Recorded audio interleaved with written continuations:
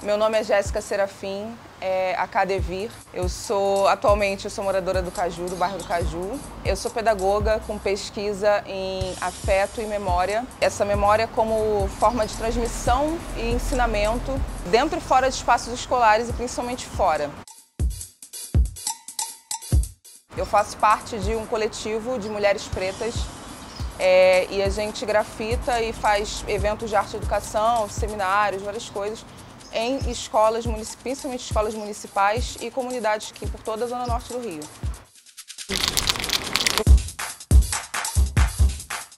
Desde sempre, eu sempre tive esse interesse por trabalhar com arte, com desenho e muito por isso eu fui em busca de maneiras de fazer isso e fazer isso acontecer para outras pessoas. Porque quando eu era menor eu não tive acesso a esse tipo de coisa, nem dos materiais, nem do acesso, de fato, à arte. Enquanto ferramenta e enquanto modo de vida mesmo, entendeu? Não era uma coisa que era possível na minha época, não era possível para mim antigamente. E hoje em dia a minha ideia, juntamente com as meninas do coletivo, é fazer com que isso seja possível para outras crianças.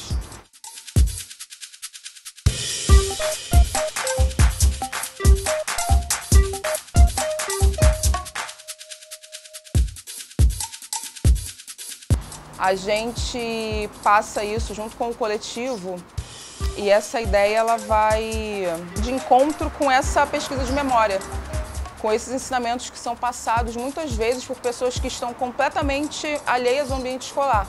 Pessoas que não tiveram contato nenhum, que não têm letramento muitas vezes, mas que de outras formas acabam passando essa visão cultural e esses ensinamentos que vão atravessando gerações sem ter essa parte escrita, essa parte técnica e acadêmica. E a gente, com o coletivo, a gente busca esse tipo de transmissão, de comunicar através do muro, comunicar através da arte ou das oficinas que a gente faz, maneiras dessas crianças se sentirem tocadas e se sentirem capazes de fazer também. Por isso que a gente chama essas crianças para ação, para elas trabalharem com a gente, para elas verem que tem outras mulheres pintando no muro, que são mulheres pretas como elas também, pessoas que vieram dos morros, das comunidades onde elas também estão inseridas.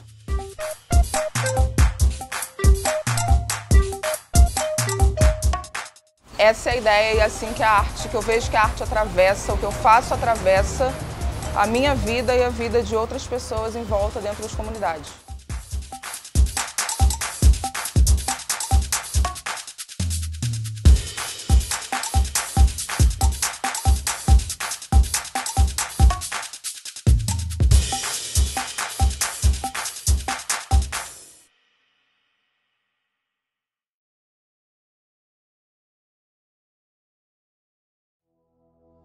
Esse vídeo que vocês acabaram de assistir faz parte da proposição Corpos no Mundo, uma proposta de curadoria artística feita por mim, Pamela Carvalho, e pela Lígia Tâmela.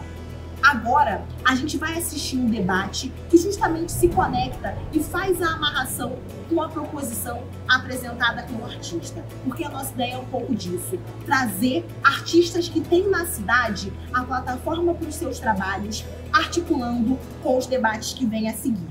Muito obrigada! Você está a um passo de se conectar com os principais profissionais e pensadores da área da arquitetura e do urbanismo, tendo acesso a um conteúdo global, completo e atualizado, que vai mudar sua visão sobre a atuação profissional. Se você quer ter acesso aos conteúdos exclusivos, os maiores especialistas em arquitetura e urbanismo do mundo, você precisa se inscrever agora no 27º Congresso Mundial de Arquitetos, UIA 2021, Rio. Essa edição do Congresso tem algumas novidades. Uma delas é que ele vai ser 100% digital e com muita interatividade. A outra é que parte da programação vai ficar disponível gratuitamente para você conhecer o universo de informações acessível aos congressistas. A plataforma dos congressistas é o lugar que concentra todo o conteúdo do congresso. Lá vão ter debates mensais que vão ser publicados, além de um espaço especial feito para interação entre os congressistas de diferentes culturas e nacionalidades.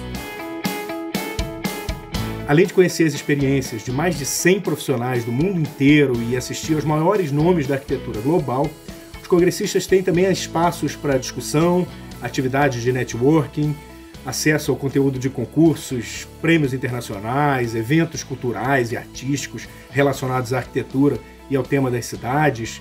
Todo esse conteúdo disponibilizado na plataforma exclusiva dos congressistas vai ficar à disposição durante 2 anos para poder ser consultado. E o melhor, tudo isso por um valor especial. Essa semana, só essa semana, você consegue um desconto exclusivo no ingresso. Basta digitar o código que aparece aqui nesse vídeo e garantir seu desconto especial. Aproveite e faça logo sua inscrição com esse preço promocional. Não deixa para depois, porque a promoção é por tempo limitado. Além disso, essa é a nossa última edição da Semana Gratuita. Vamos assistir aos últimos debates abertos e nos preparar para a nossa programação especial, intensa de julho, que será exclusiva dos congressistas. Garanta já a sua vaga e venha discutir e propor conosco soluções para cidades melhores para todos e todas. Então vamos conversar sobre arquitetura e cidade? Rola a página para baixo para você ter mais informação sobre a promoção e as formas de inscrição. Até mais!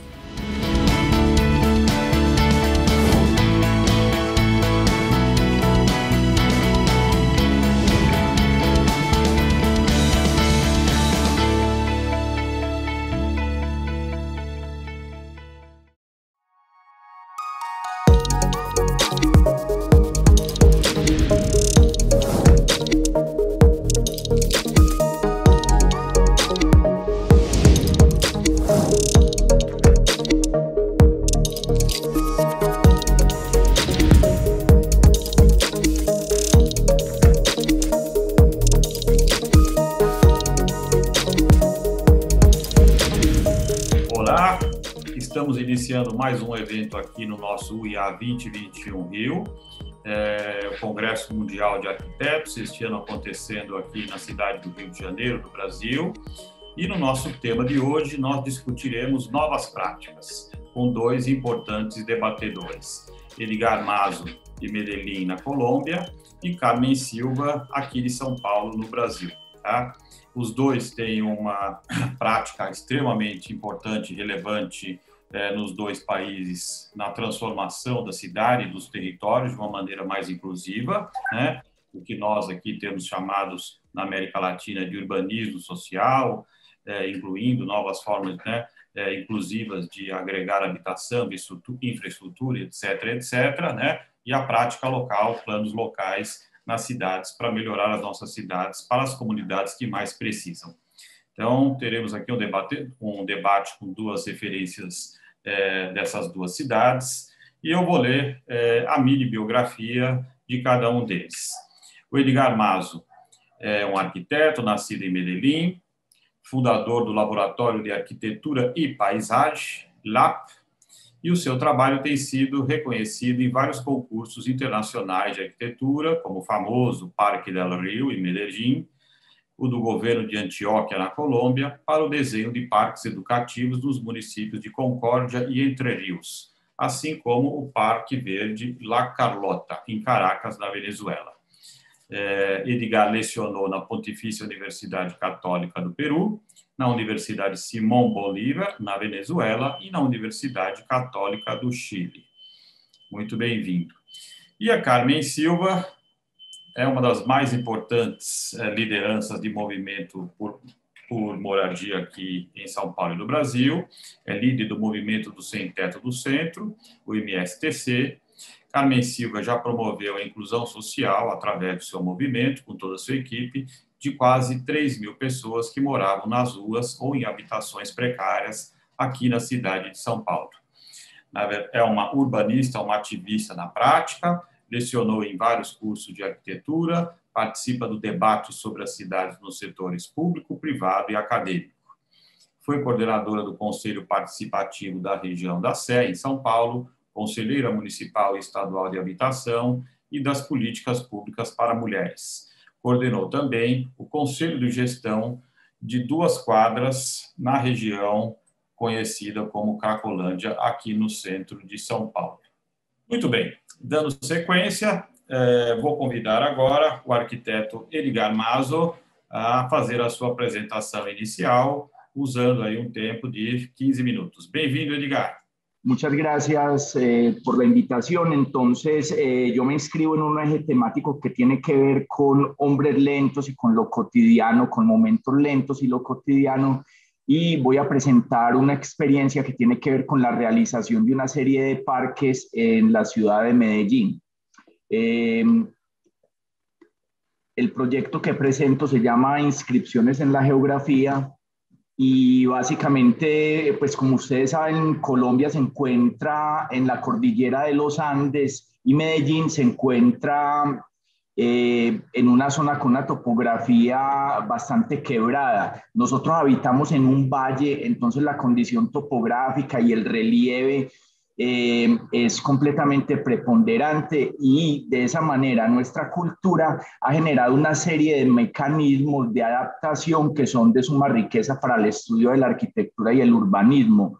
Parte del trabajo que nosotros realizamos en Colnatural, que es el estudio que lidero ahora con Sebastián Mejía, tiene que ver con el estudio de formas de apropiación local, fenómenos locales para la posterior inclusión en los proyectos de arquitectura y urbanismo. Un elemento fundamental tiene que ver con las tasas de crecimiento de la vegetación y las prácticas locales de las poblaciones en el manejo de la vegetación. Para ese mismo trabajo que realizamos, hay un elemento fundamental para construir una línea temática que tiene que ver con el reconocimiento de arquitecturas mesoamericanas, arquitecturas muy andinas, donde entendemos básicamente los rituales o las maneras de construcción del espacio realizadas por estas comunidades, elementos formales en términos de la utilización de los materiales locales y los recursos propios de cada uno de los territorios, y otros procedimientos similares o análogos que tienen que ver con esa adaptación a la topografía. Y empezamos a entender algo fundamental, y es que la arquitectura en estos lugares no se encontraba como un elemento que interrumpía el flujo natural entre el hombre y la cultura, sino que por el contrario permitía una unión constante. Y teníamos unas técnicas, por decirlo de alguna manera, primitivas, pero con unos grandes avances y con una relación sostenible óptima. Entonces, todo el trabajo de nosotros tiene que ver, pues este es un mapa de la ciudad de Medellín donde nosotros apuntamos, nosotros tenemos una ruptura fuerte en la red ecológica principal, y el proyecto en el que Colnatural ha venido trabajando tiene que ver con la reconstrucción de esa red ecológica, con el propósito de acercar esa noción de naturaleza, porque estamos expresados en la vegetación, estamos convencidos que ese elemento es completamente enriquecedor para las culturas, y que al mismo tiempo, si nosotros reconstruimos ese nexo, básicamente vamos a reconstruir una noción entre el hombre y el territorio que está perdida por medio de la urbanización o a través de la urbanización del territorio. En este proyecto que muestro en la Secretaría de Infraestructura Física del municipio de Medellín, en la Dirección de Proyectos Estratégicos, a mí me ha desencargado dirigir el desarrollo de 20 parques que están en sitios periféricos. Y para esos parques empezamos a construir unos principios. Hay unos principios que tienen que ver con la reconstrucción del ecosistema o del flujo natural a través de una noción simbólica del espacio, donde los hombres puedan volver a tener unas actividades en esos lugares. También hay una noción funcional que tiene que ver con el mejoramiento del entorno, y hay otra noción funcional que tiene que ver con la recuperación de prácticas ancestrales en el uso de la vegetación.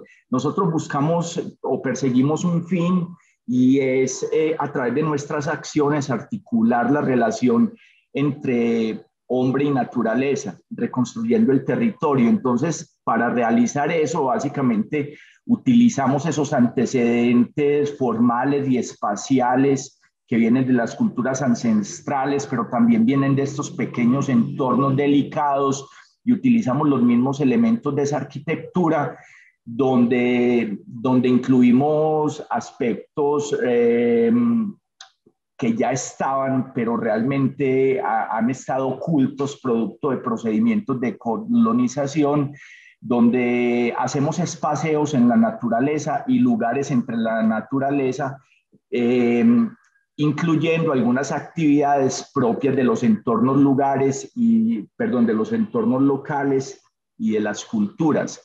Al mismo tiempo, utilizamos prácticas de bioingeniería, donde incluimos un nuevo propósito que tiene que ver, primero, con la reutilización de la vegetación local para la construcción de los proyectos, pero también tiene que ver con un aspecto que es el reciclaje de materiales.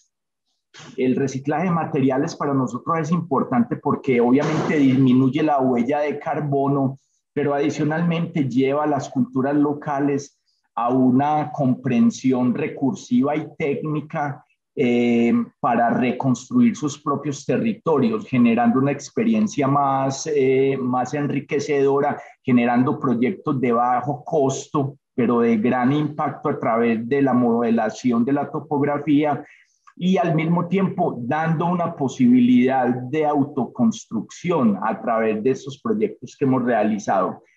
Para lo mismo es muy importante, hemos trabajado en varios aspectos. Nos encontramos que en un inicio los hombres que construyen las obras en Medellín son denominados obreros, pero nos empezamos a preocupar por construir una noción donde los transformamos en artesanos a través, o queremos la reconstrucción de un vínculo con la artesanía a través de los procesos tectónicos que vamos utilizando. Y al mismo tiempo los grupos en los que trabajamos son grupos que vienen como de distintos habitantes de la ciudad, de distintas regiones de la ciudad, porque pensamos que es interesante que aprendan o recuperen ciertas prácticas y después las lleven a sus territorios. Para la construcción de estos proyectos utilizamos cosas como muy sencillas, algunas veces simplemente realizamos movimientos de tierras, reposicionamos algunas piedras de gran tamaño, transformándolas en amoblamiento, y utilizamos la topografía como soporte de las acciones humanas en el territorio, ligada a una noción de vegetación. Entonces nos ha tocado ver unas cosas muy interesantes, y es la gran importancia que adquieren las personas que construyen los parques, que adicionalmente son personas. La Alcaldía de Medellín tiene unos protocolos técnicos en los cuales los moradores de los barrios deben de ser el 70 o el 80% de las personas que están construyendo cada proyecto, y eso tiene unas ventajas, como disminuimos movimientos o desplazamientos para la construcción de las personas que construyen el espacio público, pero adicionalmente estas personas se están transformando en jardineros y están viendo nacer los parques donde no hay nada, y están viendo la evolución en el tiempo. Entonces esperamos o nos ha tocado ver que ellos mismos se convierten casi en las personas que cuidan, moran los parques, y tienen cierto orgullo con las familias y con los amigos, porque nos ha tocado verlos llevando a los amigos a los parques, diciendo que es una obra que ellos han construido. Y en ese sentido hay cierto aspecto importante. Entonces la vegetación ha sido un movimiento lento. Los proyectos de paisajismo no son veloces, no son proyectos que tienen dificultades con las agendas políticas porque dependen de otros tipos de crecimientos, pero nos ha tocado ver cuando van avanzando la cercanía que establece la gente con los proyectos y cierta actitud frente al disfrute del espacio público. Y ya para terminar, hay un proyecto que hacemos que tiene que ver con una manzana completa, con una cuadra completa, y es en un barrio histórico de Prado, donde resumimos todo lo que habíamos hecho en los anteriores parques y planteamos varios procedimientos. Primero planteamos que no hay demolición, realizamos el desmonte de material y reutilización del material en el propio sitio. Hay una recuperación o un respeto por una morfología original de unas casas que existían. Esto nos genera la posibilidad o el tamaño de algunas estancias para tener un control de la dimensión del espacio público, y al mismo tiempo incluimos, como ya les venía diciendo, técnicas artesanales donde sucedió otra cosa. La colocación de esas piedras en esos muros, para la realización de esos muros, básicamente construyen un nuevo artesano, y tiene mucho que ver con la construcción original de los pobladores de esa región.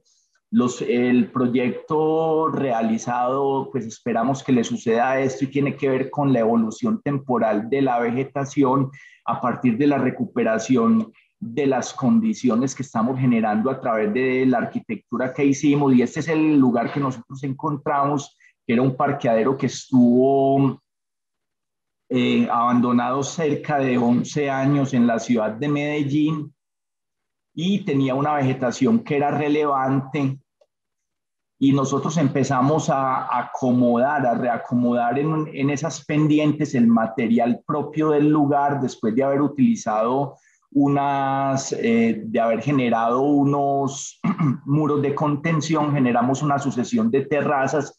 La sucesión de terrazas es representativa de la cultura local, porque, como les decía al inicio, el problema morfológico nuestro tiene que ver con la adaptación, pero al mismo tiempo esas terrazas posibilitan las estancias para diferentes grupos sociales. Y el tamaño de las terrazas tiene que ver con el tamaño de las casas.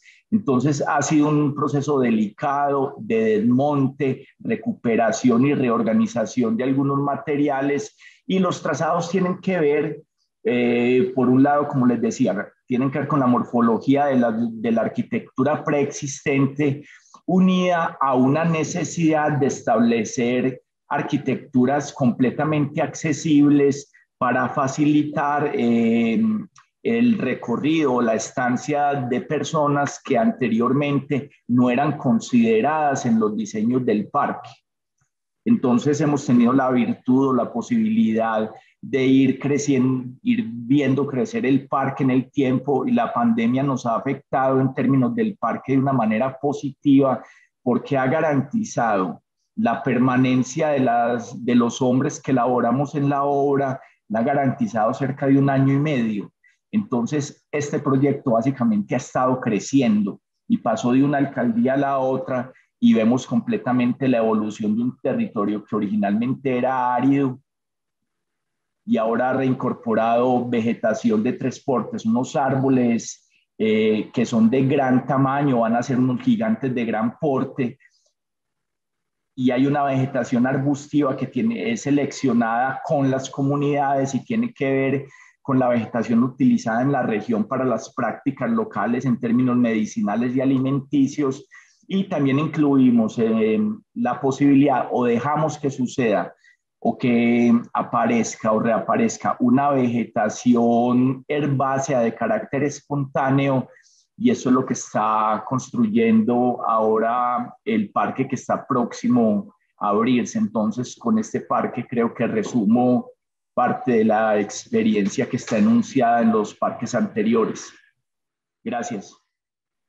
Muito bom. Muito obrigado, Edgar. Em breve voltaremos para debater um pouco mais essa experiência riquíssima, bonita, da construção da paisagem, dos parques, na cidade de Medellín, com o Edgar. Eu vou agora convidar a Carmen Silva para fazer a sua apresentação da sua experiência riquíssima como liderança comunitária, liderança por moradia aqui na cidade de São Paulo. Carmen, por gentileza, 15 minutos para você nos apresentar um pouco da sua linda história. Olá, bom dia a todos. Eu sou Carmen Silva, líder do MSTC, Movimento Sem Teto do Centro. Na década de 90, eu vim da Bahia para São Paulo, como todo retirante, vim com um sonho de chegar na cidade de São Paulo por ser uma grande metrópole e resolver meu problema de moradia, de emprego, né? Chegando aqui, eu tive uma desesperança muito grande, porque percebi que estava, apesar de eu ser brasileira, eu me considerava uma refugiada no meu próprio país. Percebi por um choque cultural que temos vários Brasis, né, com suas diferentes culturas. E aí passei um período ruim, fui para as ruas de São Paulo, das ruas eu vim para conseguir entrar no albergue, de um albergue eu conheci o movimento Moradia, e ali eu percebi que o meu problema não era nem diferente, nem maior, nem menor do que quem estava ao meu lado. E também percebi que, apesar de eu estar no Brasil, e São Paulo ser Brasil, eu não tinha nenhum pertencimento. Então, o movimento Moradia, na década de 90, aqui em São Paulo, quando eu entrei, eu percebi que o meu problema com São Paulo, e em qualquer lugar que eu chegasse, era uma questão de pertencimento. E esse pertencimento só se dá quando eu começo a participar da descentralização do poder público e participar efetivamente de todas as audiências públicas e ter uma compreensão geopolítica e espacial da cidade de São Paulo.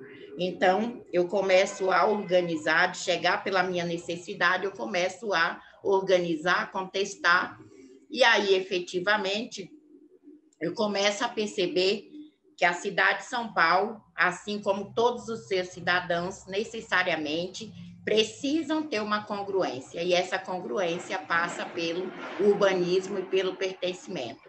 Então, em 1997, nós ocupamos um edifício em plena Avenida 9 de Julho, que já estava abandonado há mais de 20 anos e que era um edifício aqui do Poder Público Federal.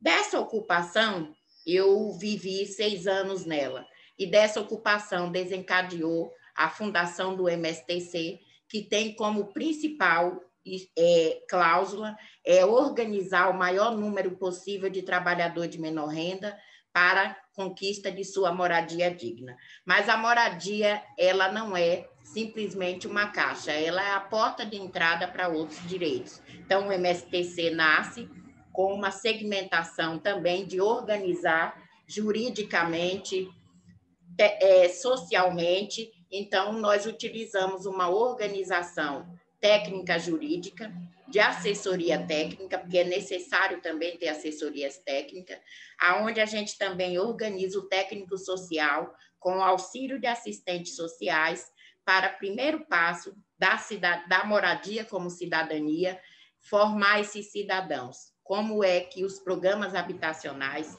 como eles podem ser inseridos, né, em todos os programas habitacionais que passam pelo município, pelo estado e até mesmo pelo governo federal.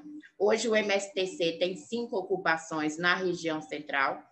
Nós já atendemos, na sua moradia digna, 3.000 famílias, tá, dentro de programas habitacionais, condicionado com o poder público. Nós temos hoje, com o governo do estado, famílias já atendidas com a intermediação do movimento. Nós temos com o governo federal famílias atendidas e também com o governo municipal. Mas a gente percebe que há um grande déficit habitacional na cidade de São Paulo, né? Nós temos hoje, estou falando da capital, cerca de 390 mil pessoas sem moradias, que moram em áreas vulneráveis, áreas de risco, pagam aluguel, né? O aluguel aqui tem um ônus excessivo de mais de 30%, então a gente, quanto movimento, a gente faz uma avaliação, se a pessoa paga aluguel, ela não come, né? Então, a gente tem como ponto de partida e também para estar interpelando e mostrando ao poder público essa falta efetiva de políticas públicas no ramo de habitação, as ocupações como modelo. Hoje nós temos 2 ocupações que são modelos, né, de convivência, de atuação em rede, aonde atua a saúde, a educação, a cultura, né, e a moradia. Então, a gente atua fazendo com que essas famílias elas possam dignamente conviver, né, com o Estado e em harmonia, e também com qualidade de vida. De que forma? A nossa organização ela passa por uma administração, né? A administração onde compõe as lideranças, que é para auxiliar mediadores de conflito, e essas famílias têm também um trabalho com geração de renda, né? Esse trabalho de geração de renda, ele passa pelo movimento para que as famílias que chegam ao movimento com estado de necessidade possam ser inseridos dentro do mercado de trabalho e também ser preparados para financiar a sua moradia. Mas a gente percebeu que o estado de São Paulo, apesar de ser um estado muito rico, ele também, dentro do município, ele vive também refém, muitas vezes, da política pública que vem, dos financiamentos que vem do governo federal. Então, o MSTC, ele não atua só em contestar o poder público, ele atua também em levar propostas efetivas. E a gente compreende que há necessidade dessa junção entre as academias, o movimento popular e o privado também. Então, nós estamos hoje elaborando o primeiro plano de locação social, junto com a Escola da Cidade, com Veneza, com a Casa 4 e a Savoy, né? Onde nós vamos fazer o primeiro prédio de locação social com o movimento social e o privado, e a academia junto.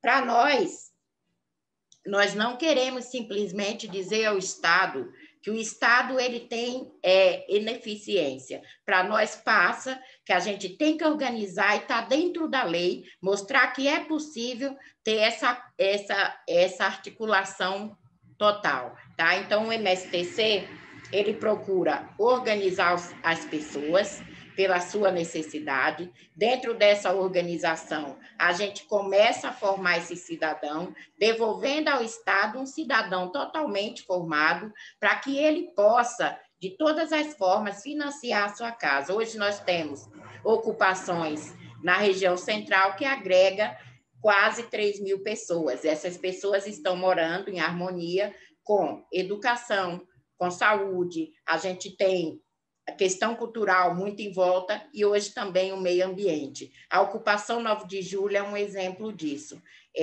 Nós procuramos fazer da ocupação 9 de julho uma seleta organização para que as pessoas vivam dignamente, agora sem a pessoa se sentir excluída do Estado, ou então a parte do Estado. Nosso papel é dizer que nós somos os cidadãos desse Estado. Né? A 9 de julho tem como exemplo a articulação em trabalho de rede. Esse trabalho de rede, ele faz com que as pessoas se sintam, né, totalmente voltadas para seu papel como cidadão desse Estado. Nas nossas ocupações, a gente tem sempre um papel de um articulador do próprio movimento, onde esse articulador faz todas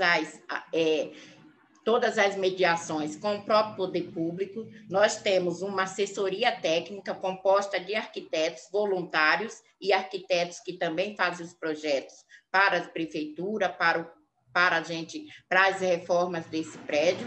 Nós temos as assistentes sociais que fazem a mediação e que atuam também trazendo toda a rede de equipamentos públicos para que nossas famílias possam ter acesso a essa rede. Nós temos o técnico jurídico, porque a gente precisa estar registrando todas as atas, a gente precisa juridicamente também mostrar que o movimento tem uma atuação jurídica, civil e dentro de todas as perspectivas de leis, né? Nós temos como marco regulatório os conselhos municipais e estaduais de habitação, né? O Estatuto da Cidade. As nossas diretrizes são sempre diretrizes que vêm dentro desse marco. Tá? O MSTC tem 20 anos tem 20 anos. Nesses 20 anos, nós conseguimos já colocar 3.000 famílias morando em moradias dignas. Hoje nós temos uma obra, um retrofit na região central, que é o antigo Hotel Cambridge, aonde nós vamos estar inaugurando essa obra agora com a gestão da entidade.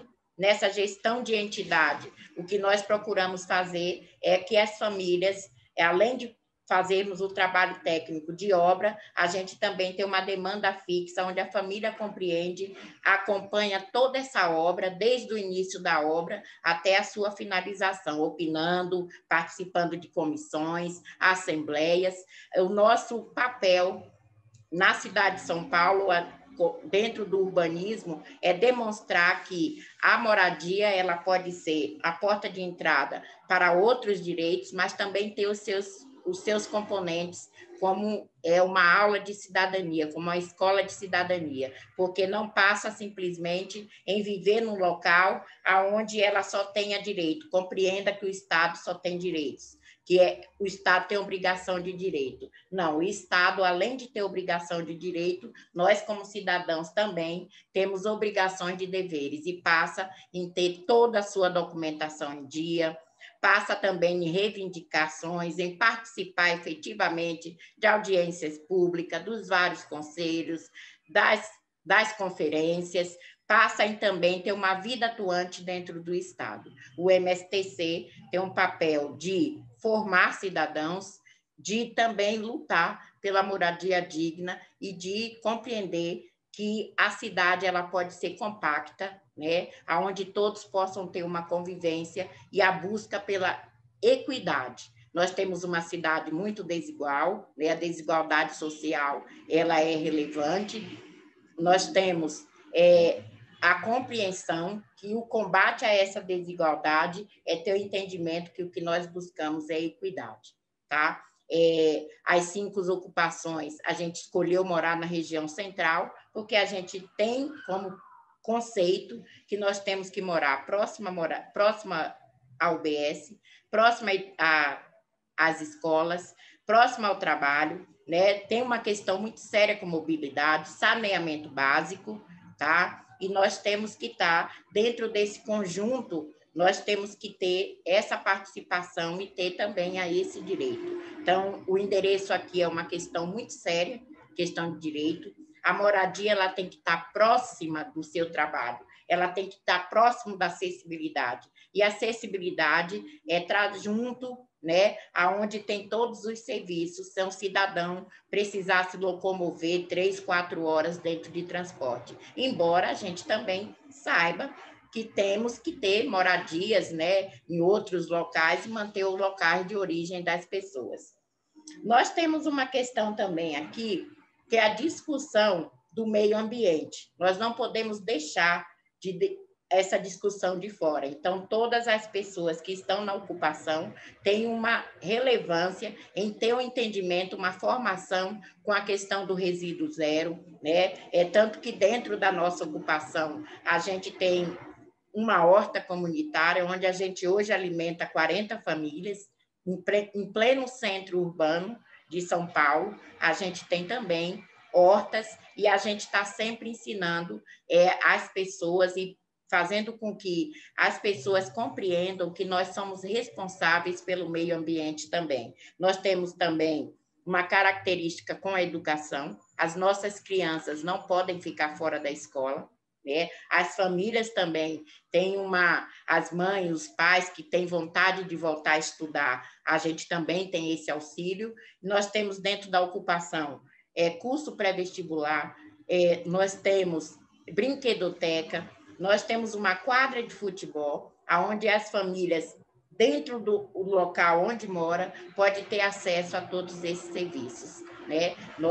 E como eu falei, nós não queremos ser a parte desse Estado, ao contrário, nós compreendemos que nós fazemos parte do Estado, né? Fazendo parte do Estado, cumpridores, cidadãos cumpridores de lei, cidadãos que têm seus documentos em dias, e a briga pela moradia é uma briga, infelizmente, né, uma luta que reflete, né, no direito à cidade, essa compreensão que nós temos do direito à cidade. O direito à cidade, ele é onde todos os cidadãos possam conviver em harmonia. Então, nós temos uma cidade que tem um déficit habitacional de 390 mil, com um abandono de propriedades e, né, de quase 490 mil imóveis vazios e abandonados. Enquanto houver, né, famílias sem moradia, é o nosso dever também mostrar ao governo, inclusive com propostas claras, que é possível, sim, ter essa harmonia entre o privado,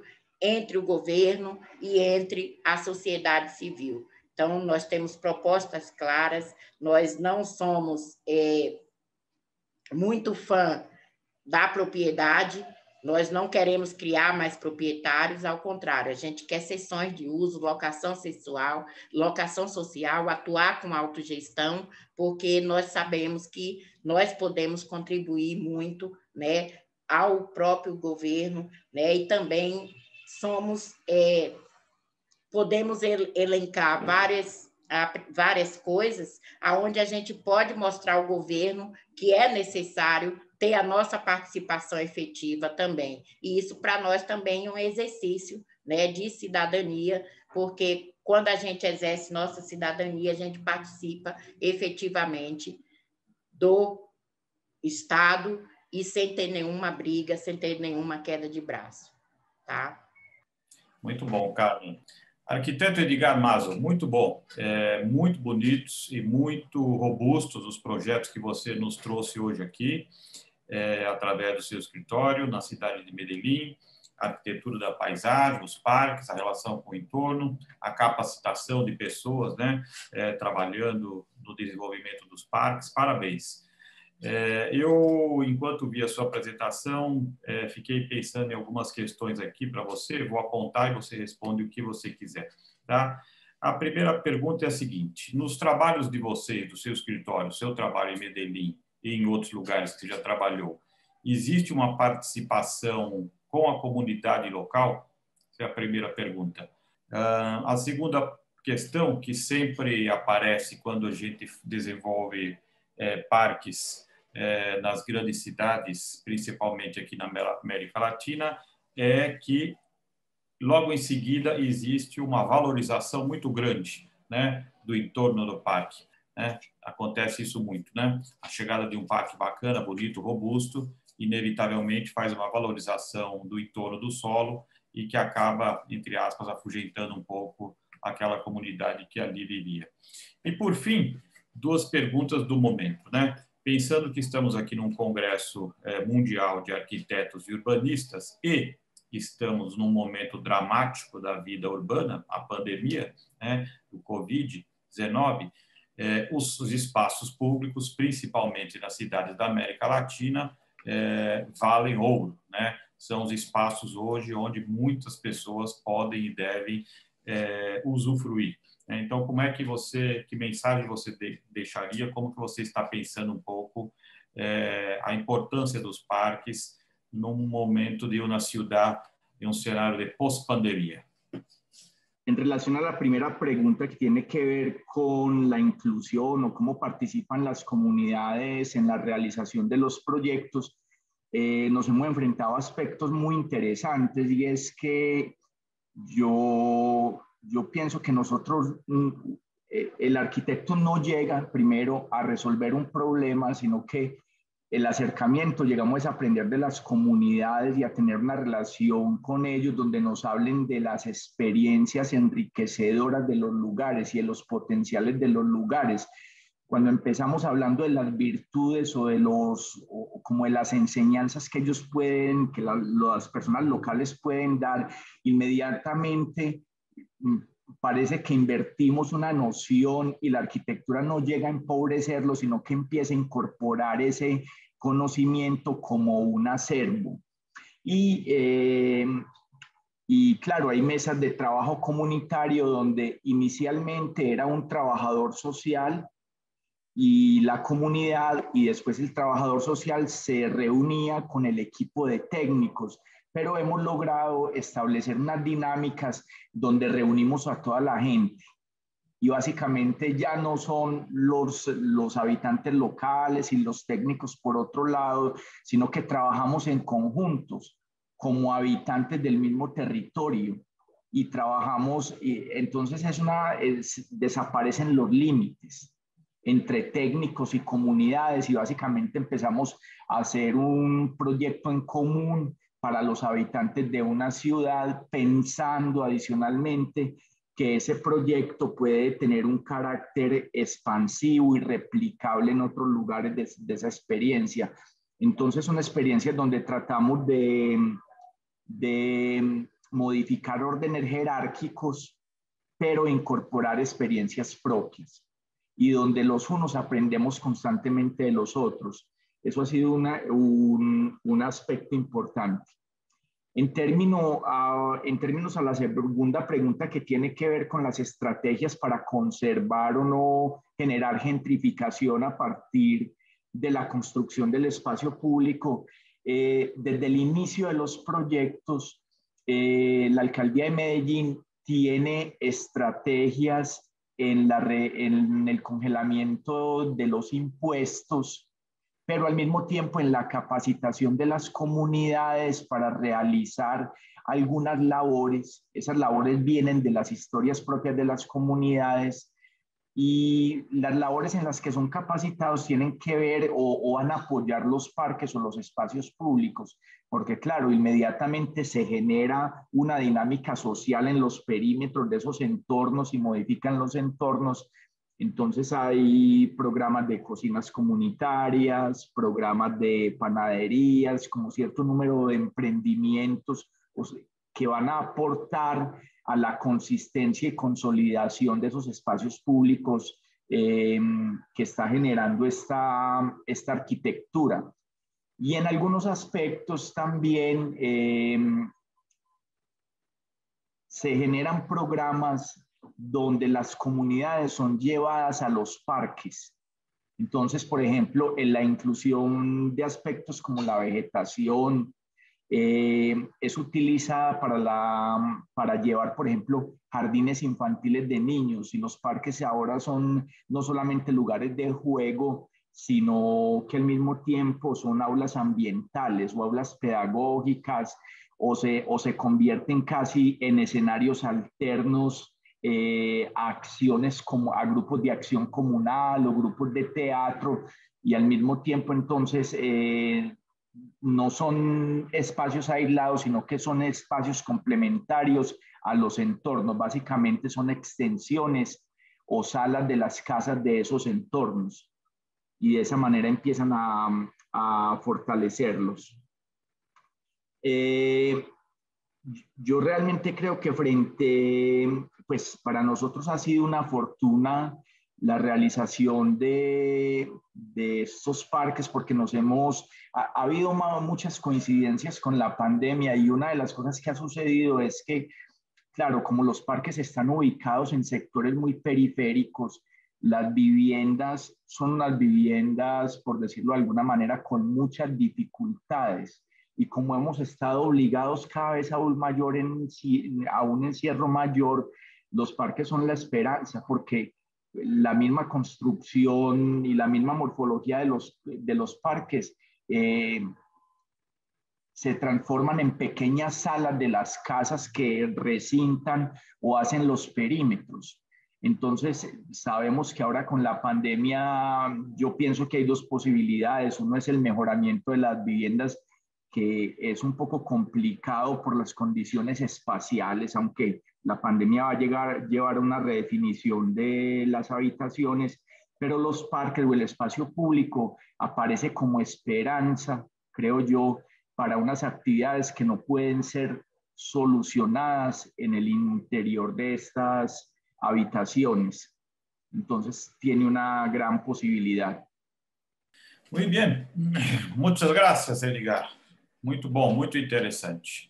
Carmen Silva, depois da sua excelente apresentação, mostrando a sua trajetória, eu vou levantar aqui 3 questões para você tentar responder aí em uns 7 minutinhos aqui. A primeira é a seguinte: a sua trajetória mostra um movimento que começa pequenininho, né, através da sua pessoa e que vai crescendo, crescendo, crescendo. E imagino, né, pelos dados que nós temos em São Paulo, né, com o déficit habitacional ainda muito grande e num cenário de pandemia, ou seja, a demanda cresce mais ainda.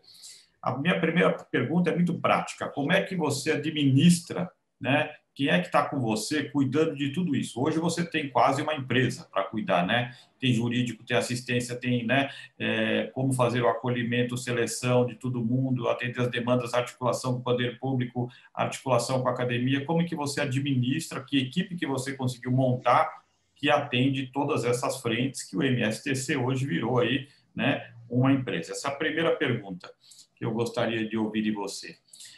A segunda, já que nós estamos aqui, né, num congresso de arquitetos e urbanistas, vou direcionar para nós aqui da minha classe, colegas de arquitetos e urbanistas. Que recado você mandaria para nós, arquitetos e urbanistas do mundo todo, pensando mais aqui nas carências das cidades brasileiras, né? Que recado, que mensagem você mandaria para os arquitetos e urbanistas, os jovens que estão estudando, aqueles que estão saindo da escola, a partir da sua rica experiência aqui em São Paulo? Bem, primeira pergunta. Primeira coisa, o olhar que nós temos é quem chega no movimento. Então, para nos ajudar, é as próprias pessoas que chegam no movimento. Porque todos que chegam ao movimento, apesar de chegar no momento muito sofrido, eles chegam também, mas todos eles têm uma profissão. Então, a primeira coisa que a gente faz é mostrar a essa pessoa a capacidade que eles têm, principalmente as mulheres, e incentivar a estudar. Então, nossas assistentes sociais hoje são pessoas que estudavam, que chegaram no movimento sem nenhuma percepção e acharam força para estudar. Então, se formaram em assistente social, assim também como nosso jurídico. Agora, à vista do técnico, a gente percebeu e quebramos muito paradigma. É necessário a gente ter essa articulação com a academia, principalmente as academias de arquitetura, porque nós não podemos, apesar de nós termos os pedreiros, de nós termos os profissionais, a gente necessita ter o técnico junto. Então, toda essa equipe é formada, primeiramente pela vivência, quem chega, a vivência que tem, e também pelos técnicos. Hoje a gente também atua também com outro profissional muito importante, que é a questão da segurança, né? Então, a gente tem hoje as brigadas de incêndio, elaborada por uma pessoa especializada em segurança técnica, né? Contra incêndio, contra isso. Então, essa equipe ela vai se formando dentro de um contexto também da atuação em rede. Nós temos pessoas ligadas à cultura, temos o jurídico, temos as pessoas, mas a gente não abandona as próprias pessoas que chegam no movimento. Essa é a nossa percepção. Primeiro, formar os nossos pares, quem chega, porque são eles mesmos quem são os multiplicadores. Foi assim quando eu cheguei no movimento e é assim que a gente faz. E o recado que eu tenho para vocês, urbanistas, principalmente para as academias, formem arquitetos. Formem arquitetos. Nós temos uma compreensão que a arquitetura é para a vida. Nós não podemos deixar de discutir cidades sem o arquiteto, né? E que eu sou uma defensora dentro do CAU, dentro das academias, né? Que é necessário nós termos o ATIS. O arquiteto ele pode se formar, ele pode também se direcionar para fazer seus trabalhos convencionais, mas o arquiteto também tem que se dedicar ao social. Nós necessitamos, a humanidade necessita do arquiteto. Então, formem arquitetos. A arquitetura é para a vida. Foi a arquitetura que fez com que hoje o MSTC compreendesse o seu papel espacial dentro dos territórios. Sem arquitetura, nós não saberíamos o que é estar num espaço, dentro dos territórios que nos cabem. Não é só uma mensagem, é um apelo e é vivência. E é vivência. Hoje nós sabemos qual o direcionamento de uma janela, quantos pesos nós podemos colocar em uma laje, o que é um laudo estrutural. Hoje nós sabemos como ocupar um espaço, né, físico, graças ao arquiteto. Muito bom, muito obrigado. Vamos lá, vamos formar gente para estar engajada, né? Para fazer moradia e cidade melhor para quem mais precisa, né? Muito bom. Agora, dando sequência aqui ao nosso programa, a ideia é que Edgar faça uma pergunta para a Carmen responde e já aproveita e faz uma pergunta para Edgar. Ok?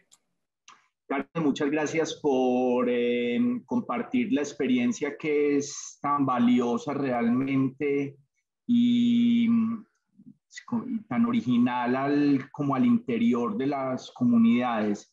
Yo quería hacer una pregunta, pues yo también soy profesor en una escuela de arquitectura en Colombia y me gustaría que hablaras un poco como de qué necesitaría ese arquitecto para trabajar con ustedes, porque ese arquitecto tiene unas nuevas particularidades. Obviamente él sabe de la forma, sabe del espacio, pero ¿qué más debe saber o en qué enfatizarías tú su conocimiento? O arquiteto, para trabalhar conosco, ele tem que compreender, nós temos que fazer uma troca, tá? Nós temos que mostrar o nosso saber, que são a nossa arquitetura efêmera, que é como é que nós ocupamos esse espaço, e também o arquiteto tendo essa compreensão, e nós temos a compreensão da necessidade de ter o técnico, de como é também ocupar esse espaço, eu acho que é essa troca. Nós temos que ter essa troca. E é isso que tem que dar certo com a figura do arquiteto. Necessitamos sim. Porque senão a gente começa a fazer reformas, né? A gente começa a ocupar espaço que não é devido. Então, há necessidade de uma troca da nossa vivência, de como nós sabemos ocupar esses espaços, como pretendemos ocupar esse espaço, e necessitamos também desse lado técnico para dizer o que é possível, o que não é possível, e também elaborar um espaço que possamos conviver com dignidade. Então, é necessário, sim, é muito necessário, principalmente essa troca. Eu chamo de tecnologia social, que é a troca de saberes. Nós temos a nossa vivência e vocês têm o seu técnico para também estar compreendendo. E os dois dá certo. É essa congruência, né, do técnico com o efêmero que dá certo. Muito bom. Carmen, agora você pode fazer uma pergunta para o Edgar. Edgar, vendo aqui a sua apresentação, eu senti assim que lá é um paraíso, né? Mas eu sei que você teve muita dificuldade para implantar suas ideias. Aqui também eu tenho muita dificuldade, apesar de eu procurar ter um movimento que se compactue com as resoluções, nós somos criminalizados. Eu pergunto a você se em algum momento você passou por um processo de criminalização. Mira, cuando nosotros empezamos a diseñar los parques, había cierta parte de la institución que estaba un poco como en contra de ciertas prácticas, porque pensaban que no iban a durar en el tiempo, que las personas o los moradores los iban a vandalizar, que iban a hacer escenarios para prácticas no adecuadas. Sin embargo, empezó a suceder una cosa que yo he visto y es que eso es hecho con recursos estatales inicialmente, pero la construcción de esos parques básicamente fue una incursión de un recurso donde generó como cierto vínculo y cierta posibilidad entre el Estado y las comunidades. Y por el contrario, pasó una cosa bellísima y es que llegó el Estado y la comunidad se lo apropió y se volvió como el jardín de esas comunidades.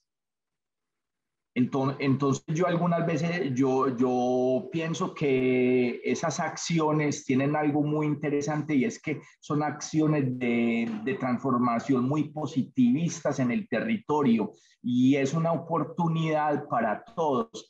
Entonces, incluso como son concebidos, básicamente esos lugares son como los jardines de las casas.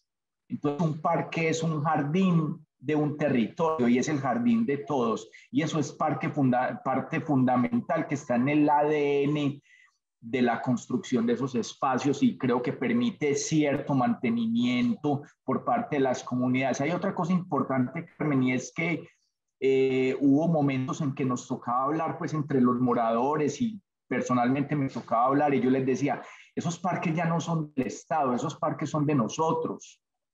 Entonces no podemos esperar que venga otro a hacer mantenimientos, a cuidar el parque, a vigilar el parque. Apropiémonos el parque nosotros. Y se han generado unas dinámicas bellísimas. Yo he ido a algunos parques y he visto brigadas de moradores limpiando el parque para que puedan jugar las crianzas.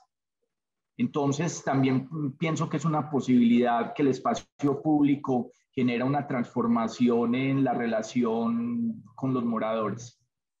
Muchas gracias, Edgar. Muito obrigado, Carmen. Muito bom. Vamos chegando, então, ao final do nosso evento e eu vou pedir para que cada dê a sua mensagem final, rapidamente, 2 minutos. Se quiser deixar uma mensagem aí de incentivo, né, a toda a comunidade de arquitetos e urbanistas do mundo inteiro que estão nos assistindo, essa é a oportunidade, ou algum relato de vida, enfim, podemos começar para inverter con Edgar.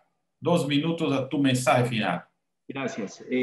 Yo quería decir que las nuevas acciones urbanas y arquitectónicas deben de ser muy sensibles y surgir de un conocimiento al interior de los territorios, entendiendo y fortaleciendo sus experiencias para buscar una relación armónica entre territorio y habitantes. Y es una gran posibilidad que tiene el siglo XXI en el desarrollo de la arquitectura y el urbanismo.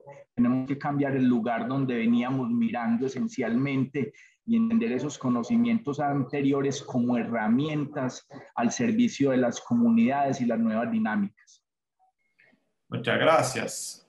Carmen, por gentileza, sua mensagem final. Bem, pessoal, para defender nossos direitos é necessário agir, tá? O movimento Moradia, ele tem como símbolo de luta a moradia digna. E para que isso aconteça, nossas ações não podem ser só palavras. Então, eu digo para esse congresso, para os arquitetos, principalmente, que nós precisamos de vocês. Por isso, academias, formem arquitetos. Eu não me canso de repetir isso. Formem arquitetos. A arquitetura é vida, a arquitetura é vivência, é para a pessoa saber como se colocar. E é isso que nós necessitamos, termos o arquiteto cada vez mais presente, junto ao trabalho social, junto às cidades, junto em harmonia com a população. Muito obrigado, Carmen.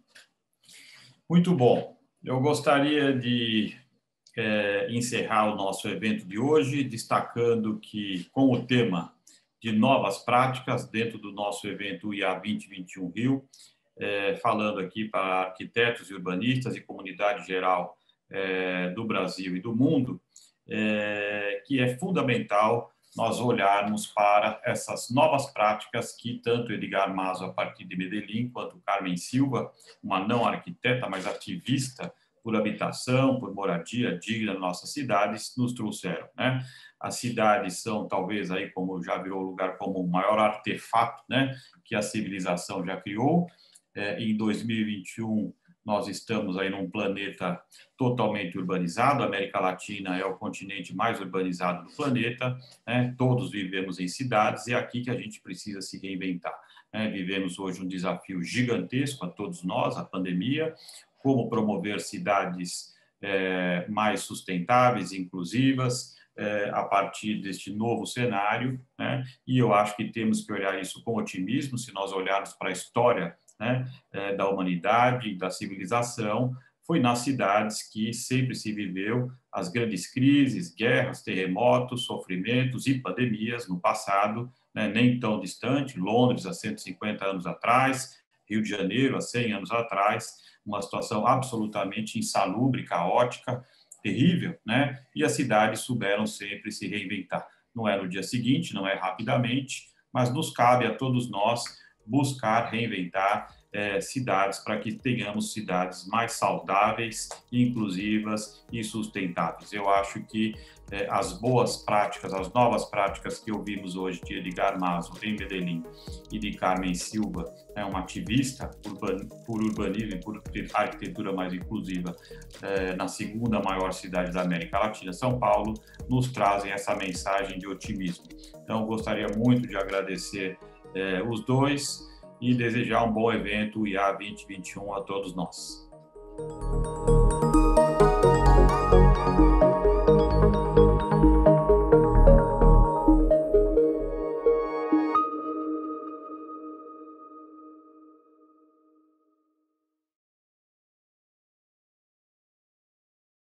Ergui a casa aí. 3 quartos, do jeito que o menino queria. Copa, sala, cozinha. Senti um pouco isolada aqui, né? Que quando a gente é acostumado a morar no plano, né? Aí a gente fica muito próximo às pessoas. Para mim é muito bom estar aqui, porque é o espaço, é a proximidade com tudo. Mas a gente não tem a percepção de que pode andar em qualquer lugar.